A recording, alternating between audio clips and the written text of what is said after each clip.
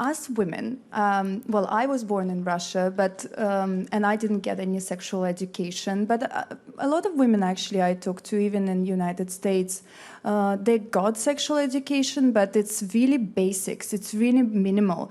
They don't talk about your emotional health as a woman when you going through so much of that hormonal change.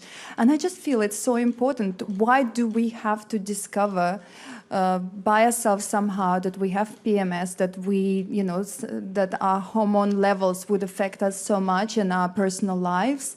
But then, you know, men don't get educated on that as well. So in a way, we are not armed with information and men are not armed with the information. So we kind of, these two opposites that are conflicting at this moment where there is friction, where if we were armed with information, we would resolve it in a very different way. The woman would just say, oh, sorry, you know, it's actually, you know, 1 week to go before my period, or I'm, because it's actually happening usually not during your period. This is something that I always thought, that I only should be moody when I have my period.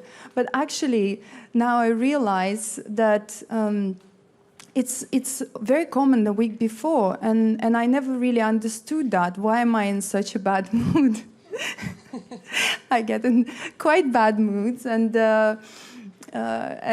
you know, luckily my boyfriend is really understanding, but I also have been in relationships when men were less understanding and would be like really criticizing you and like, why are you being so mean? Why are you in such a bad mood?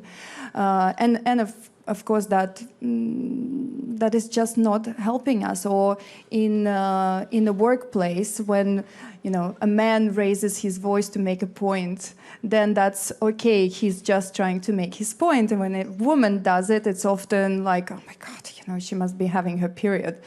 I'm sure that a lot of you can relate here, my female comrades.